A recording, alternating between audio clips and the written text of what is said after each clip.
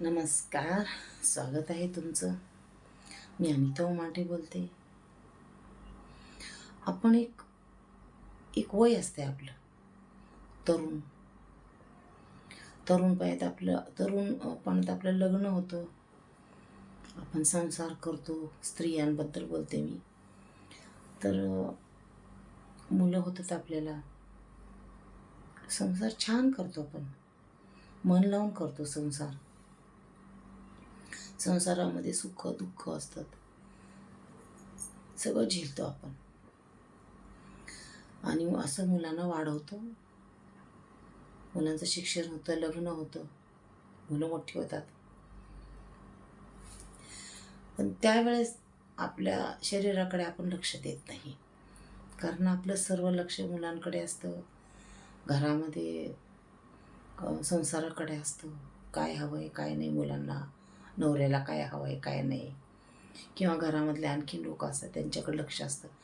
आपण आपल्या शरीराकडं म्हणजे लक्ष देत नाही.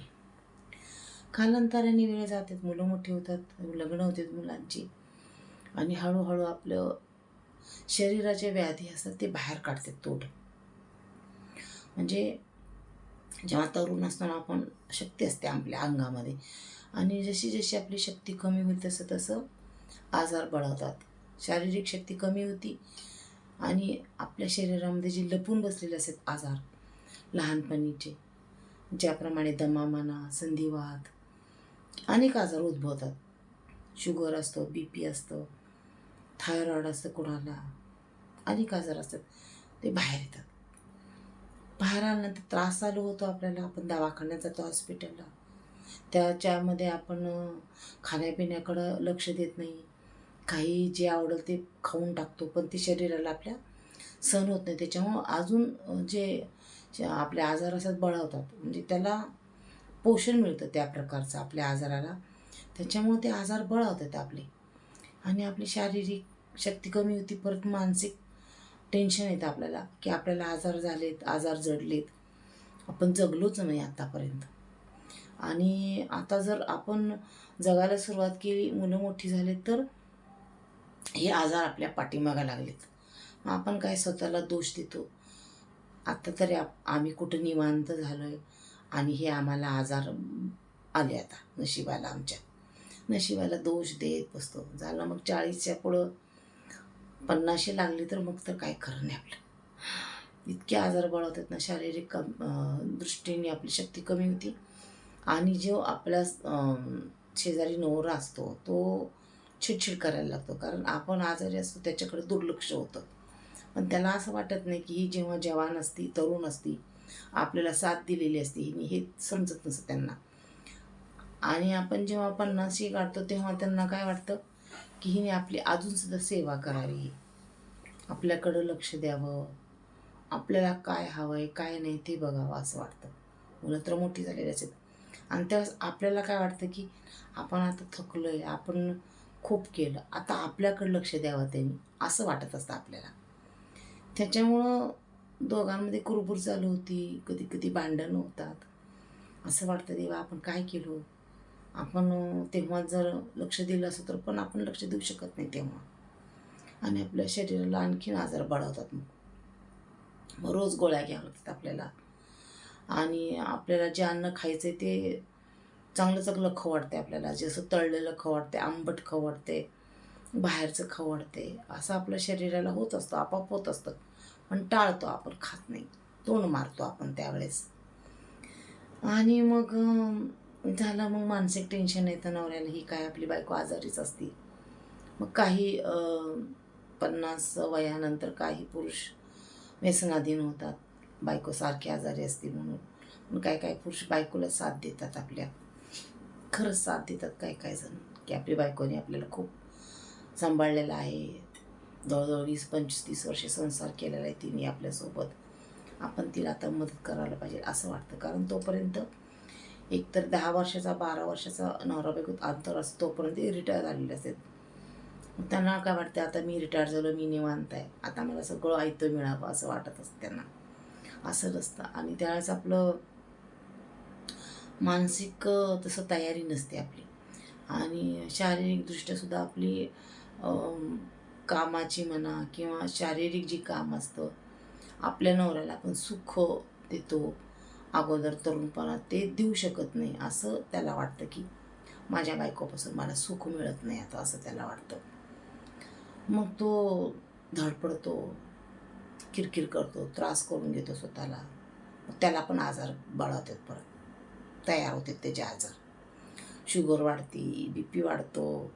है ना. मग काही जण काय करतात, व्यायाम करतात, फिरायला जातात, पण काही जण काहीच करत नाहीत. आळशासारखे घरात बसतात नुसतं. तसं माझ्या नवऱ्यासारखं घरामध्ये बसायचं, फिरायचं नाही. सकाळी उठायचं लवकर पण फिरायचं नाही. का उपयोग आहे त्याला? सकाळी उठून फिरलं पाहिजे, वॉकिंग केलं पाहिजे. आता मला एक छंद झाला आहे. मी यूट्यूबर बनली, चांगलीच म्हणते मी स्वतःला.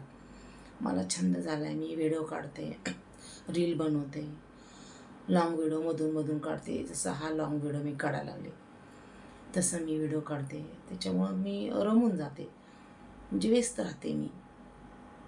माझं चॅनल आहे असं मला वाटतं की माझं चॅनल ग्रो व्हावं किंवा माझं चॅनल खूप पुढे जावं, मला पण सिल्वर बटन यावं असं वाटतं मला. आणि येईल एक दिवस, असं काय नाही.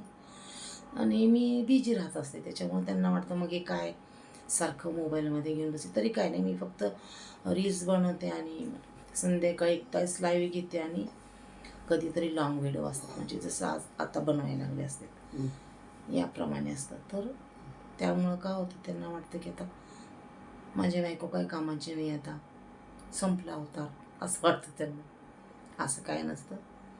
उलटं जसं तरुण वयामध्ये आपण जेवढं प्रेम माया करतो तेव्हा 50 नंतर आपण जास्त करतो, कारण आपल्याला साथ हवी असती. त्याच्यामुळं आपलं लक्ष असतं, पण त्यांना वाटतं लक्ष नाही आपल्याकडे असं वाटतं त्यांना. मग कधी कधी फरमाईश असते, हे पदार्थ करा, ते पदार्थ करा, अशी भाजी करा, तशी करा. कोणी नॉनव्हेज खाते तर नॉनव्हेजचे प्रकार करा, वेगळे वेगळे असं वाटतं त्यांना. चाललं असं त्यांचं अधूनमधून. पण आपल्याला वाटतं की आता आपण थोडंसं बसावं आणि त्यांनी आपल्याला करून खाऊ घालावं असं वाटतं आपल्याला कधी कधी. पण ह्या सगळ्या गोष्टी शक्य होत नाही. जर सगळ्या गोष्टी आपल्या मनासारख्या झाल्या असत्या तर काय झालं असं तुम्ही सांगा मला आता. तर चला, तुम्हाला काही गोष्टी लक्षात आलेल्या असतील की आपण संसार कशा पद्धतीने करतो. 40-40, 50-50 वर्ष एकाच माणसाच्या सोबत आपण संसार करतो, म्हणजे किती कठीण आहे, खरंच कठीण आहे. 40 वर्ष 50 वर्ष जर आपण आपल्या नवऱ्यासोबत राहून संसार केला म्हणजे खूप भाग्यवान समजायचं आपण, खरंच भाग्यवान समजायचं. अगोदरच्या काळातल्यासारखं समजा. आता तसं संसार टिकत नाहीत. लग्न झालं की 2-3 वर्षात भांडणं सुरू होतात. 2-3 कशाला 4 महिन्यातच सुरू होतात, भांडणं सुरू होतात. मी अशी, तू तशी, मी अशी करा, मी पण कमवते, तो पण कमवतो. आणि एखादी आपण गरीब घराण्यातली स्त्री जर म्हणजे सून करून आणली तर ती आपल्या घरचं जर थोडंसं चांगलं असलं किंवा घरचं थोडंसं चांगलं म्हणजे श्रीमंत असलं, मध्यमवर्गीय, तर ते खूप त्यांचं अपेक्षा वाढतात. ज्या पद्धतीने ते स्वतःच्या घरात राहत असतात, 2 रुपयाचा शॅम्पू आणून डोकं धुत असतात, तर महागडे शॅम्पू का आणायचे, फरमाईश करायचं, हे मला पाहिजे, ते पाहिजे, घरातमध्ये नोकर पाहिजे, चाकर पाहिजे, मला तेच पाहिजे, हेच पाहिजे. नाही मिळालं की भांडणं करायची, मग माहेरी निघून जायचं. हे असे प्रकार पण काही जणांच्या घरात. त्यामुळं सुद्धा आपल्याला मानसिक टेन्शन येतं. असे प्रकार घडतात आणि घडायला लागलेत, कारण त्यांच्या अपेक्षा वाढलेल्या असतात. जे ते सुनाची आई त्यांना इतकं रागवत असते, पण ते मनावर घेत नाही. आणि ज्या घरामध्ये सासू जरी थोडं रागवली किंवा थोडंसं बोलली की असं नाही, असं नाही करायचं, केलं किंवा नवऱ्याला सांगतात, मग ते पोराला की भांडत बसतात. ते पोरगं बारीक तोंड करून बसतं, हे काय ताप झालं आहे मला. मग ते आईला बोला का बायकोला बोला असं वाटते. म्हणून जर कोणी सासू असलं तर गप्प बसायचं, काही बोलायचं नाही. जे होईल ते होईल, लक्ष द्यायचं नाही. आपण स्वतःची तब्येत सांभाळायचं, एवढं मात्र करायचं. आणि तुम्हाला माझा व्हिडिओ खरंच आवडला असेल मनापासून तर लाईक करा, सबस्क्राईब करा. याने तो माटे आपल्या महाराष्ट्रामध्ये एक मराठी बाई आहे, मला पण छंद लागलेला आहे यूट्यूबर बनायचं. तर मला लवकरात लवकर सिल्वर बटन यायला असं तुम्हाला वाटत असेल, आणि माझा आनंद हे तुम्हाला पण आनंद होत असेल, आणि तुम्ही आनंद झाला तर मला पण आनंद होतो. तर म्हणजे चॅनलला सगळ्यांनी एक एक सबस्क्राईब करा नवीन असाल तर, आणि सर्वांनी लाईक करा आठवणीनं. धन्यवाद.